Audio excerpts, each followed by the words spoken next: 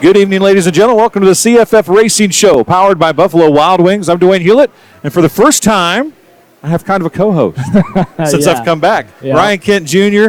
joins me tonight. Post-race show, it says it right there. Post-race show, yeah, that's my name right there. Me and you. That's us. Well, it doesn't say me and you, but it says Dewain Hulett, Ryan Kent Jr. Yeah, that's us. Good night. Jacksonville Midget Championships was a lot of fun. Yeah, it was a good time. The inaugural Jacksonville Midget Championships, the Masters ended up getting claimed by Zeb Wise, $3,000. We had a really good night of racing.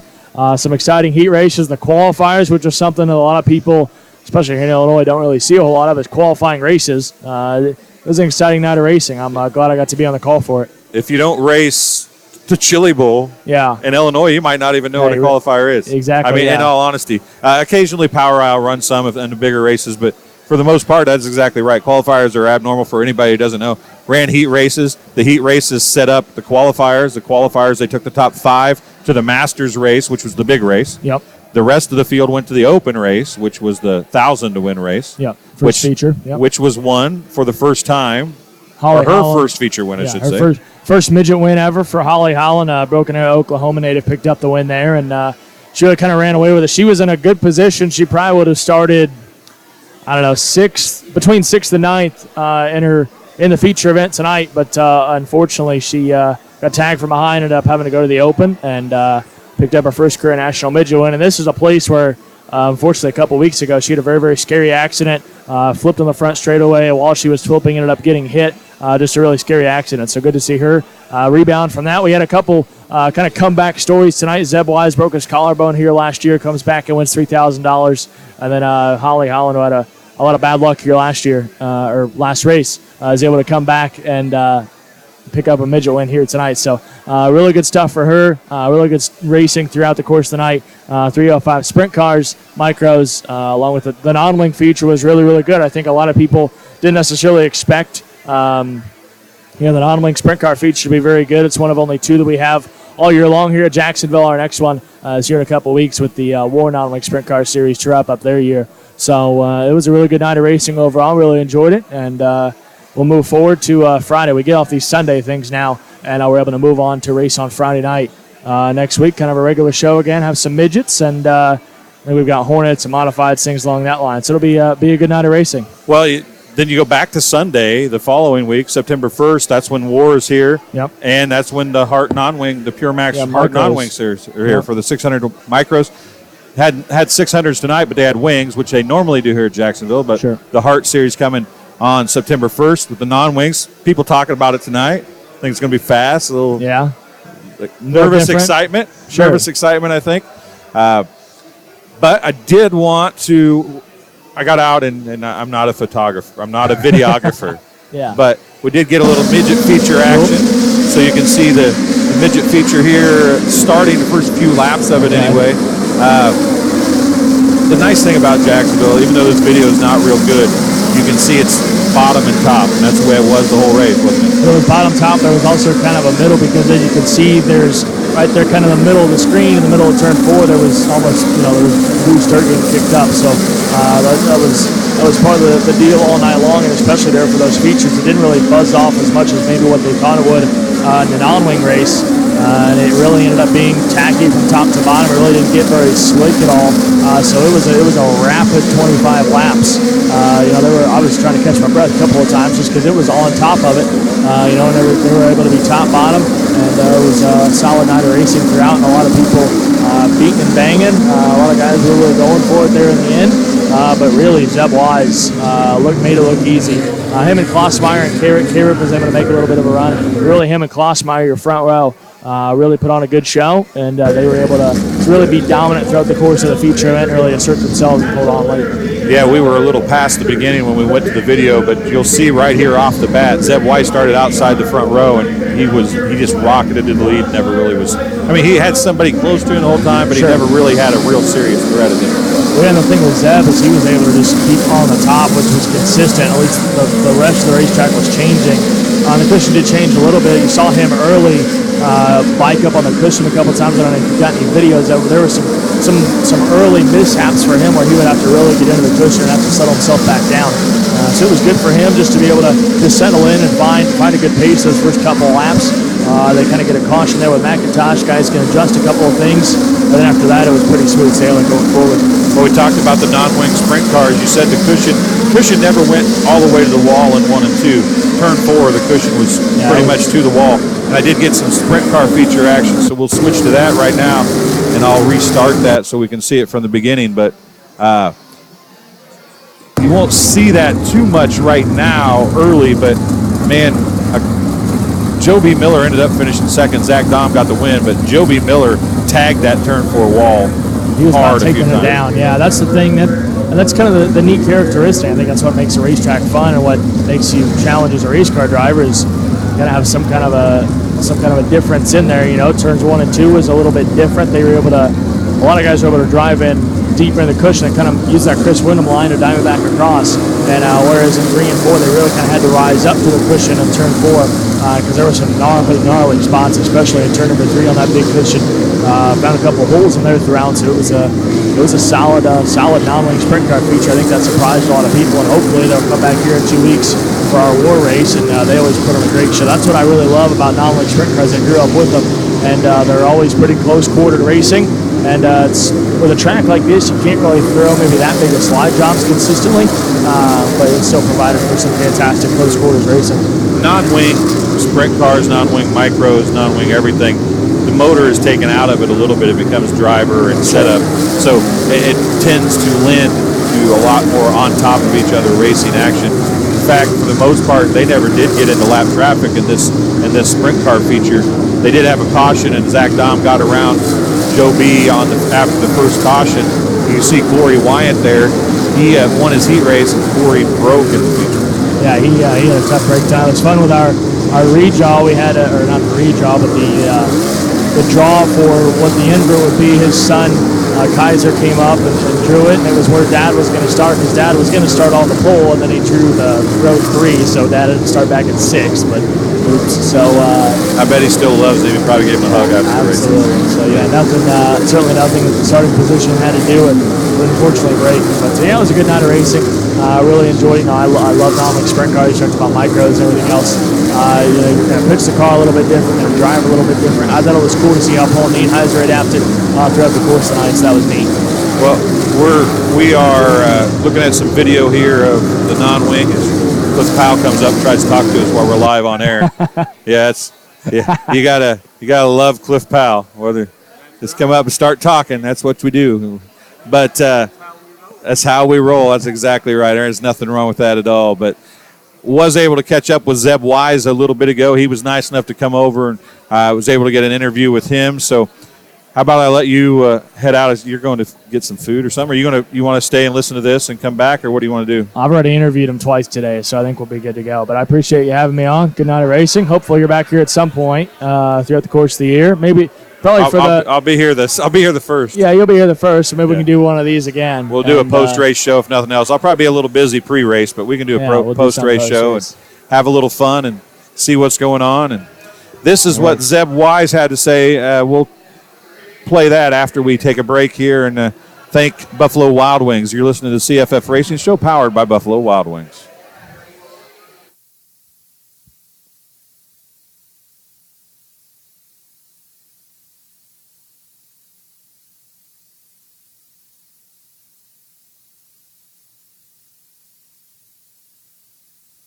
Back to the CFF Racing Show, powered by Buffalo Wild Wings, alongside the feature winner tonight. I guess it's the big feature winner, right? Yeah. Zeb Wise from Angola, Indiana. Zeb, you led it from green to checkered, but, man, there was some good cars in this feature tonight, wasn't there? Yeah, I knew, obviously with Tyler Courtney, Tyler Courtney, Tucker Klossmeyer, Logan Seavey, I was in some pretty good company, back behind me. So I just figured I had to get out front and, sort of run away with it on the top side. This was a deal that Ken Dobson and Jacksonville Speedway put together kind of towards the end. Holly Holland got a win tonight, her first win in a midget and 1,000 to win feature. So there was the Master Classic, which is what you won, and then there was the Open Classic, which is what she won. A lot of money went out to midgets tonight, wasn't there? Yeah, absolutely. It's pretty cool, and it's pretty special to be able to win, this race. We weren't even sure if we were going to run it there for a while, and, we made that decision last night or so to come out here and run this race. And, I'm obviously pretty glad we did it. And I think it's cool that they did the consolation race. And, to see Holly get her first wins, pretty cool. Well, she didn't take the check though. She tagged the tail. And that's kind of her deal. And she's a racer, and she wants to beat the best. She gave up $1,000 to try and get to the front of this one. Yeah, I think a lot of us would have done that, to race with the best of the best there, start 16th and try to make your way forward and, have a chance at $3,000. A little different concept of how they set this up. I mean, it didn't affect you a whole lot because you started up front, but only 15 cars made it to the Masters version. The Open had the rest of the field in it. The winner of the Open had a chance to get to the Masters to make it a 16-car field. Coming into the night, when you have heat races and you have the qualifier, they're only taking 15. Right. Usually they take 15 or 16, and then you have a B main to get in if something goes wrong. You don't have that luxury here, do you? Well, no, and, yesterday we were kind of talking about the format when we were maintenance in the cars from the night before, and, when Tim talked about the format and proposed it to me, I was like, oh, this is kind of cool. It's something completely different. No other racetrack has done this before, and, obviously it turned out pretty good. Good crowd tonight, a good field of cars. There was pushing 30 cars. Midgets don't get to run for a lot of money. $3,000 to even modifieds and late models and sprint cars don't sound like a lot, but for you guys, $3,000 is a pretty good paper. Yeah, that's a usual USAC midget payout. So it's a grand more than a Power Eye midget payout. So to see them fork up that amount of money at a local show, and to get the amount of fans we got, especially on a Sunday afternoon, it's unbelievable. The other thing is it's not sanctioned, so it's not Power Eye, it's not USAC, it's not any other sanctioning body that might be out there. Little different for you guys to be running in a scenario where you don't have that sanctioning body saying this is how you're going to do it, this is how you're going to do it. But the show ran pretty smooth tonight, it seemed like. Yeah, absolutely. I think, I've been here for many Power Eye shows, and, I've been here with the Outlaws and all that. So Jacksonville's always put on a great show, and I'm excited to be able to get a win here. So you started this deal a couple years ago. Everybody talked about how young you were. You're still not old. Yeah. You're still a young kid to some extent, but you got a lot of experience now. You've got some big races under your belt. You won this race tonight.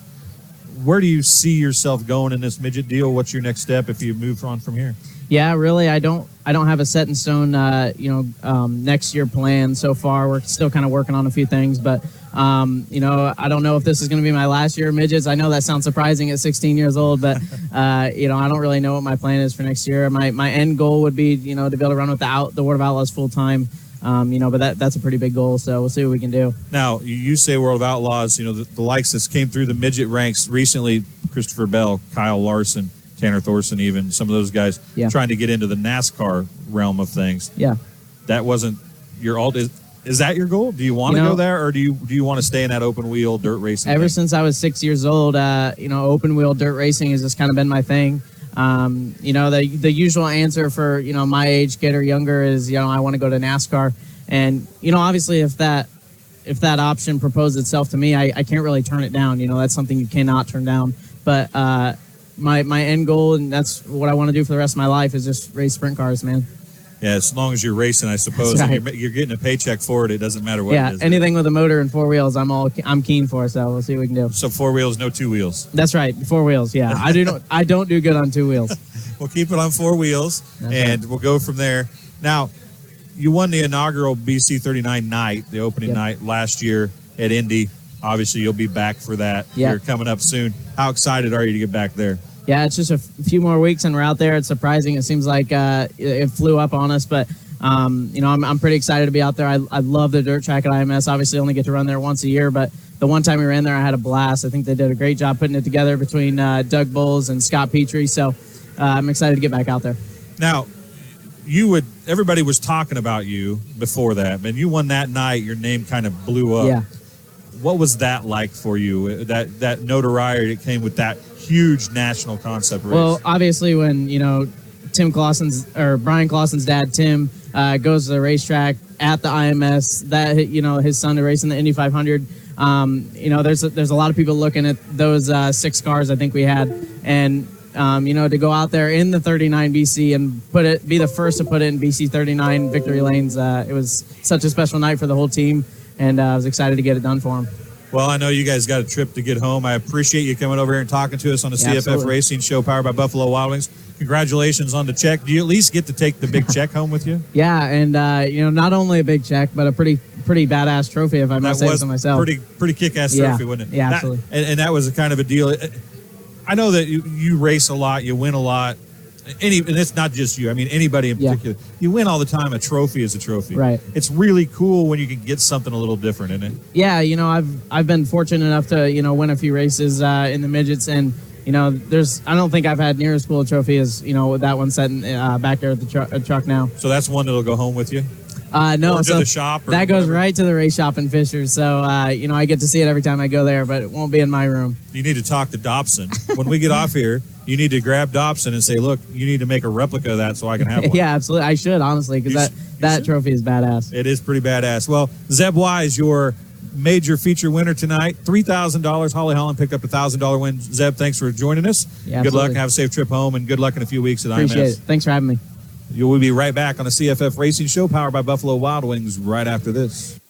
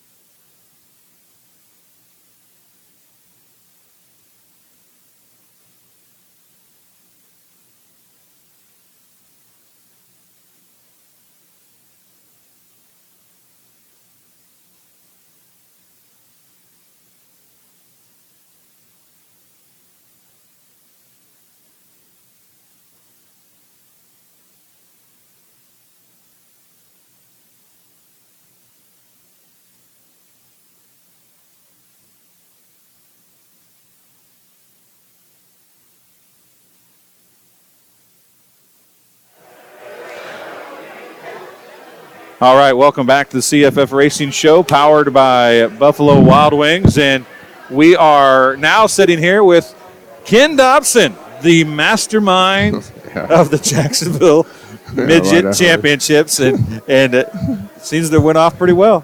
Yeah, for a first-time event, this was even better than we could have drawn it up. I mean, this was a deal where all the rainouts early in the year, every track's kind of scrambling, kind of just trying to get races. And tonight, where we're located, we're 20 minutes from Springfield. This is Springfield Mile weekend. Great events over there. Saturday you have the Champ Car. Sunday you have the ARCA race. And my fans and our racers and me in the past, on Sunday of the ARCA race, we went and sat in the infield and weren't probably in the best shape by the time the race was over. No way. No, I can't imagine it. So this is a weekend we took off. I mean, Track Enterprises, Bob Sargent and Adam, they have a great weekend lineup to surround those fair races. Friday night, Power Eye at Lincoln. You get a lot of these open wheel guys here before the Saturday Champ Car race. And then Saturday night, Midgets at Macon. It's a great weekend, and it's just kind of one of those we shut down. But, the rain and everything, you got to open the doors of a racetrack.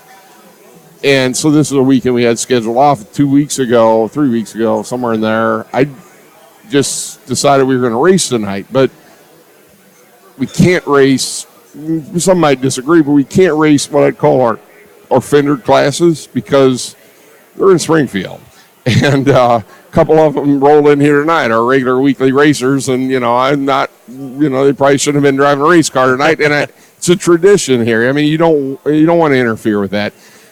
So we decided to have an open wheel show. And then, I don't know, I kind of was like, the Midget fans, the USAC fans are kind of in town for the weekend. They're going to Lincoln. They're going to Macon. Can we steal some of them? Can we get them to stick around a day? And this year I didn't really expect people to stay around for a day. What I really was trying to accomplish this year was let's put on a memorable event that headed into like next year and the years to come, the people who do plan this weekend will say, hey, let's make our plans last another day. Let's go to Jacksonville. They got a really cool midget race on Sunday night. And, maybe take the day off Monday or what have you and include this into the weekend plans. And I got to say, out of the events we have here, I'm probably our biggest critic on how our events go. This was a pretty neat deal. It came off better than I expected. It was an unsanctioned deal, so we had to run the whole thing. And I kind of did that on purpose. I wanted a different format, and it doesn't fit into anybody's points situation. We ran 2 separate features. Really wasn't an event where you could get points. We're a Power Eye loyal track. We have 4 or 5 Power Eye events during the year. You have great friends at USAC as well. So this wasn't anything where we were, trying to say we don't need anybody. This was just an event where kind of last minute couldn't be a points deal, and we, and so we threw something together. We had great supported teams that. And Dwayne, I'm doing all the talking. You don't have to ask me questions other than me. I'm just letting you roll. So Saturday morning. If anybody has ever heard you when we start talking in front of the grandstands, you just ask a question and you go. Saturday morning we wake up and the Champ Car race gets rained out. I was going to ask you, how nervous were you when all this stuff got I'll be rained real out? honest. I'll tell you the honest answer to this. The Champ Car race, I have a Facebook private group with the majority of the midget racers for our weekly midget program. There's probably 40 members of that group, and I really limit it to the drivers, the team owners, whatever. And they do pay attention. They do respond to it. And so the Champ Car race cancels. I text Adam at Macon, kind of what, they run both events, like, what are your odds for tonight, like Saturday night? And it wasn't looking good. That gave me about an hour. It was still raining in Macon to kind of figure out what to do. Saturday, as soon as Macon canceled, I let them cancel. I put something in our Facebook group and started texting, the people that I could text saying, what do you guys want to do? If you guys want to go home, it's 11 o'clock Saturday morning. I've got a 6 o'clock race Sunday night. They're all, and we got kids from California that fly in for this weekend, and racers from Indiana and all kinds of places. What do you want to do? I'll go wherever you want to go. And it was basically unanimous, like, hey, we'll stay. They're already here at this point, They're already here, but, there's, some of these, there's school tomorrow for some of these kids and stuff, but they're here. And, it's a $3,000 to win race, but it's not sanctioned. You aren't getting points.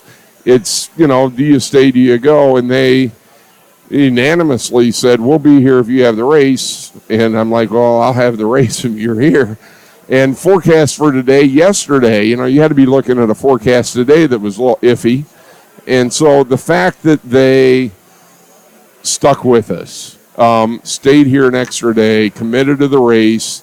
I'm counting cars all the time for these midget races. I was counting cars, and I knew every person that was going to be here. I knew every person was going to be here on Friday. I had one surprise walking the door.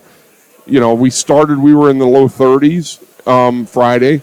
They raced Friday and Saturday. We lost a few cars Friday, lost a few cars Saturday, not Saturday. A couple did Thursday and Friday. That's what I'm trying to say. And, we ended up 26, 27. I'm totally good with that for this format. It worked out. But it's the teams that stuck around for something different, something new. And it was cool that they kind of believed in us enough to do it. You said you wanted it to be a memorable deal. Excuse me. So how it's that time of night, isn't it? If I couldn't have a beer at the end of the night, I wouldn't run a racetrack. I will tell you, you know that very well.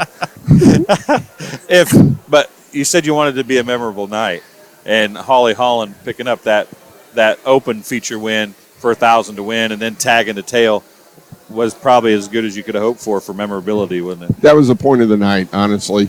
You know, midget racing's a little different than sprint car racing. And Dewain, you know, we with the MOA series and the like, you can have, you know, local sprint car races. You can have different levels of series. There's always a place for a great driver to find a win. Right. Midget racing's a little different. There are 2 national series, at least here in the Midwest, around the Midwest, USAC and PowerEye. And if you're going to win a feature in either one of those, you don't only have to be good, you have to be the best of the best. And you can be a really great racer in a midget and never win a race. Never even smell a podium. No, sometimes. Never smell the podium. So we developed this midget program here this year that's been pretty successful, where I said, okay, here's the deal. You can't even race our Friday night shows if you won 2 PowerEye or USAC races last year. Okay, that leaves, and it's no offense, that leaves Tucker Klausmeyer home. That leaves Logan Stevie home. Great kids will probably be here. I remember the first night, Tanner Carrick is texting me. I'm at work, and Tanner's texting me whether he's eligible or not, wanting to come race Jacksonville on this Friday night for $1,000 to win. And I'm like, 99% sure it was Tanner. But anyway, I'm like, no, listen, you don't need to be here racing for $1,000. It hurts the sport for you to be here racing for that kind of money. You're a great racer. You need to be racing for the wins in the National Series. But yet we have great racers in the area who just aren't going to win races. And it doesn't necessarily have to do with their driving talent, but their car talent sometimes just isn't there in comparison to what they're driving. Sometimes who else is on the team. I mean, you can be a great racer, and if Chris Bell or Kyle Larson show up, you're running second or third, right? Right. Okay, so your opportunities to win a race and get your picture taken or leave with a trophy or a check or whatever are limited in the midget. It's just a unique thing to the national midget scene. So what I really liked about tonight and why I set this up a little bit different was we were going to have 2 feature winners. We were going to have a winner of what I'll call the main event, and then we would have what we would and then I cut that field a little short to 15 cars, knowing that would give us 12 cars or so to run what would normally be called a B main, but it was not a B main tonight. Somebody was going to win a feature. We were going to treat it as a feature. They were going to get a big check at the end of the night. They were going to get their picture taken because they won a midget event. There were still some good cars. There were really good cars. You only take 15 cars on a night of the cars you had tonight. You have some good cars. Absolutely. Daniel Robinson is a great midget racer. Austin Odell has become a really good midget racer. I'm trying to think who was fighting in that B. And Holly Holland passed him. There was great racing early in that. She held her lead. She hit her mark. She earned the win. She won the race. She won her first feature. Holly Holland's going to win other stuff going forward. But she won her first midget feature here tonight. And what was cool about it is, as she was being interviewed, and even seeing her mom later, she treated it as a midget feature win. And her mom, even though, saying bye to some people. Chet. Saying bye to Chet. From Speed Shift. Hey, Chet, great job tonight. Thank you. Chet does do an awesome job, and he is a great dude, too. He's good people, man. He's good people. He's a great dude. So anyway, Holly later, as we're coming down here kind of paying checks out and stuff, Holly's mom comes down. Part of this scenario was like if you won the consolation feature, the open as we called it tonight, you got a big check, you can hand that back and go start in the main feature. She handed her $1,000 check back. Her mom came down a little later and said, "Hey, is there any chance I could get that check? We could get that check?" I said, "You can have that check." That was the whole point of the night. It's not good for anything else anyway, right? Good for anything now, else. Let's stop talking about tonight's race. Early in the evening, I did the pre-race show. You guys were already racing, and after the pre-race show, you said, "Hey, there's these guys from Australia. You need to talk to one of these guys from Australia. A guy in a white shirt. Tim Gamble ends up being his name. hilarious. Right. Hilarious, dude. We got an interview coming up from him next. I recorded it earlier.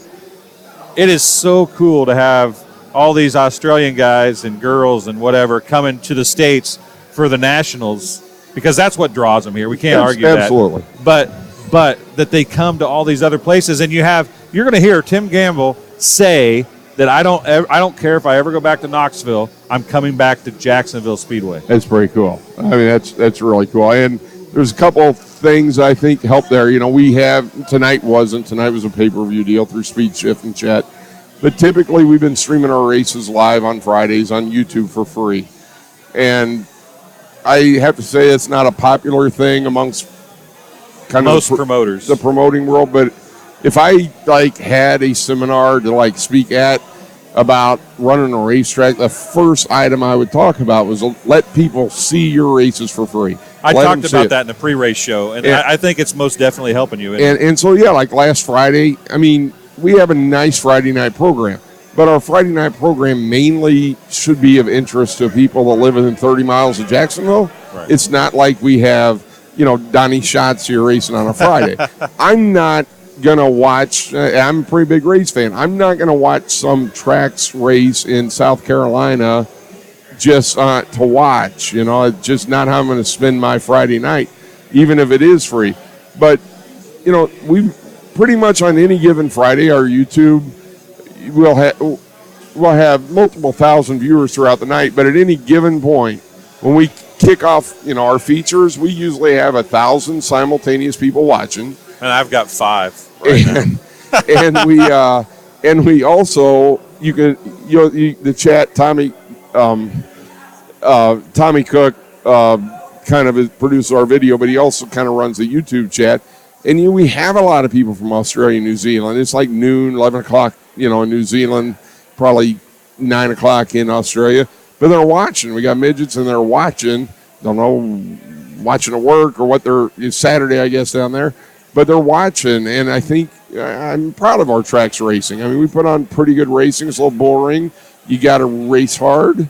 And I think, like him, that's exactly what he said. It's elbows up all the time. It reminds him of the tracks that he has in Australia. Knoxville doesn't remind him of Australia. It's different kind of racing. This place reminds him of Australia. Yeah, it's almost two different sports. I mean, the big half miles are amazing. The people who race on them are so talented and so fearless.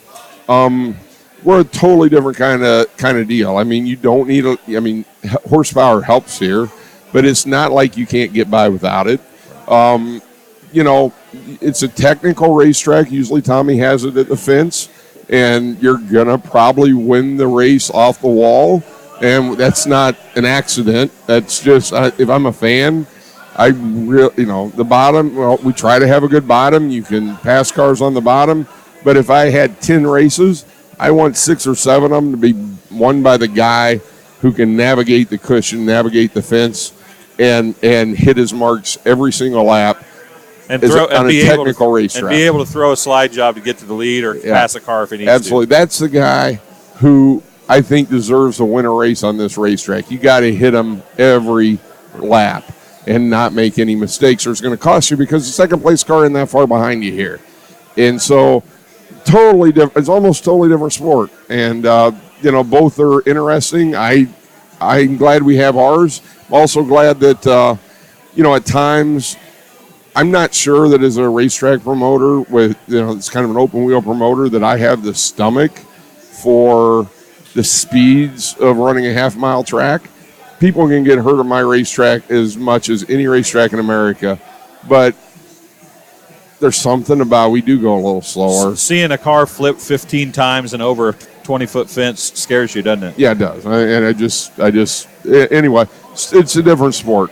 I feel like the majority of the times we've been really fortunate here. I can walk out to a crash, and I'm comfortable with what I'm going to come across. Right? I'm not sure if I ran a really big joint that I'd be there. I don't have the stomach for it. The people that do, man, they're better. I mean, there's some great promoters out there on big racetracks. Well, I appreciate you coming over and talking to me for a few minutes, and I really would like to talk again about the video that you guys do and how you came about that and why you decided to do that and stuff like that. It's awesome. Dwayne, pay attention to this show. Dwayne's the best, man.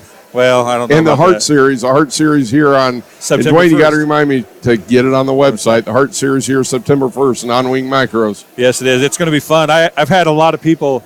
I think they're nervously excited about coming without the wings. It's going to be fun now for them. It's a big track. It's a big. It's a half mile for them. That's not really quite that bad. All right. They run them occasionally. You know what's the most amazing part about this video? What's that? Is it fit both of us I into know. the picture. It's a wide angle lens. All right. Very good. We're going to take a break. Say thank you to Buffalo Wild Wings and Pure Max Racing Oil, and then we'll be back with Tim Gamble from Australia. He does race modifieds, so it's kind of open wheel. Cool. He races modifieds. He said that's still his favorite class. I told him that might get him shot in Jacksonville. It's a solid class. But he says modifieds. He said they don't have guns in Australia, and his mom was a little concerned when he came to the United States because they have guns here. But I said, you'll be fine. It'll be okay. It'll be okay. You'll be just fine. Don't leave. I'll tell you, folks, you want to listen to this interview with Tim Gamble. Great guy. Dude. Kenny, thanks for joining.